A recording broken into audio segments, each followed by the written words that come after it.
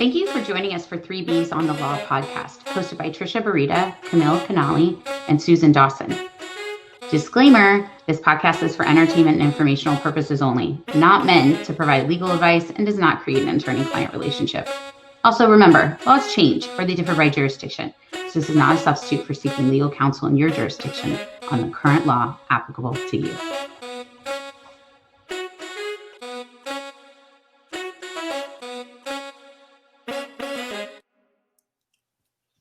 Hi, everybody. Welcome to another episode of 3Bs on the Law. As the year wraps up, we thought it might be a good time to go over some of what we feel are some good employment policies to go over moving forward. So, Susan, I know you were going to get us started with some holiday pay and time off issues. Right. So, lots of holidays going on. It's December, big holiday month. Various state holidays, recognized, I should say holidays, also various religious holidays. So 2 things to really consider. What about time and a half? Do you have a time and a half policy for your employees who work on any of these recognized holidays? That's number 1 to think about. Number 2, what does your policy say regarding if someone has to work the day before or the day after a holiday in order to get paid on that holiday? If you have one of those policies that says, yes, we will pay you for the holiday as long as you work the day after, even if you didn't work. Let's say, for example, you don't work Christmas, but you have to work the 26th, or you don't get paid for Christmas. But keep in mind, too, we're in a pandemic. So you need to keep that take that in consideration. What about employees that are out quarantining? Are you going to consider that to be not working the day after a holiday? Or are you going to go ahead and pay employees that are out quarantining as long as that's what they're doing? They're just out on quarantine. They're not out for other reasons or out on vacation. It's important to understand what you're going to do before those holidays come about. So tip number 2, Trisha, where are you taking us? Well, I think one of my favorite things that I encourage employers to revisit before the end of the year is the issue of classification on exempt or non-exempt workers. It's employers, one of the biggest mistakes I see them make with this, they get all excited about the fact that they're going to put an employee on salary or they have salaried employees and they're good to go. That's an exempt worker. But, it's more than that. They need to meet the definition in order for them to be considered an exempt worker. And, there's specific definitions, of course, the professional definition or the administrative definition. Having an understanding of whether or not your employees are actually meeting those definitions is key in a Department of Labor investigation.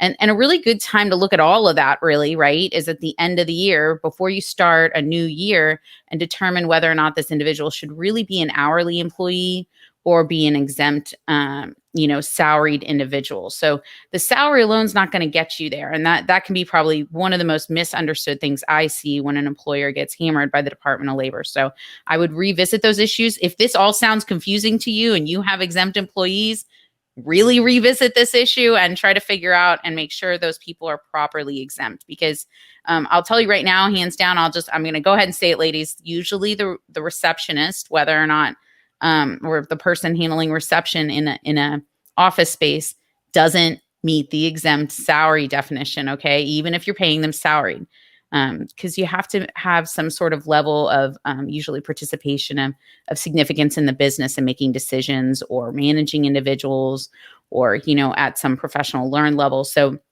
just to kind of put that out there as one idea of, hey, not everyone that is named salary gets to be exempt, and if you screw this up and you get investigated by the Department of Labor, you can, pay penalties because you missed paying overtime to those people. So that's a good tip. I think that's a big one that you definitely want to visit. So Camille, next. Well, and also in California, the test is even stricter. So those tests vary state to state also. So I think that's something to keep in mind, especially for businesses that have employees in multiple states. Just to interject, we have a whole podcast about talking about how this might change in the new year. We do. My actually tip or update is actually very simple, which is know what new laws are coming into effect, which may affect you and your business. Really important. To make sure you check with your state. We all know we're waiting for a new FFCRA. We've talked about it constantly. That will affect, everyone in the country, but every state often has new laws that come into effect that may affect your business moving forward. So make sure you're aware of those. And I'm just going to interject there that Texas does not usually have all that going on. So we're not all as happy-go-lucky. Let's make new laws every year regulating things. But good to know, of course, California is all on top of that and paving the way, and Illinois to let us know what is to come and our future. But don't worry, seeing with the new administration, there will be new laws. Definitely probably coming to us one way or another at the federal level. So Texas can kind of keep an eye on that. But the state level, we're just not as excited about regulation. Let's just put it that way. But sorry, Kamal had to. All right. So the next one really, the tip that we would kind of go to next, I think that we've all discussed is, of course, looking at the handbook, right? Why not go back and see what's in that, dust it off, break it out. What exactly have you been doing? I've seen a lot of changes and requests from employers that want to revisit, as you can imagine, the vacation and sick policies, because it's been a wackadoodle year for time off for employees, whether that was you having to furlough them or lay them off temporarily, or you having to give them paid sick time under the FFCRA. You're now seeing, all this time. How do you want it to work? A lot of employees didn't take vacation, so we've got a lot of buildup. Are we going to have carryover? A lot of people wanting to stop the carryover. How do you do that? Can you cut it off and go cold turkey and go, sorry, you had 240 hours of vacation time you didn't use this year. You're not carrying that into 2021. Do you want to do a hybrid and kind of maybe give them some carryover but limit it? It's just some things that you may want to be looking at, and the time to do that wouldn't be now. Let's go ahead and not tell the employees the bad news here, on January 1 that it didn't carry over. This is a really good time for you to be looking at that. Right. And I also think it's a good time as you're reviewing your policies to make sure you are enforcing the policies that you have consistently. It really is very important to make sure you're doing that and that you understand your policies. So it's a twofold issue: one, updating, and two, making sure you're actually following the policies that you do have. That's always a good issue, Camille. Yeah, how often do people not know the policy in their own handbook? So yeah, talk to an office manager and ask. I always say, when's the last time you read your employee handbook? Right. But we do have one last tip, and it's Camille's favorite. So we got to throw it to you, Camille. So if you haven't already, set up a system that allows you to easily document an employee's file when issues arise. One of the biggest mistakes employers often make is they terminate an employee without a documented file. And I know all three of us have said we often hear, but they did, A, B, C, and D. And I'm like, where is it in the employee file?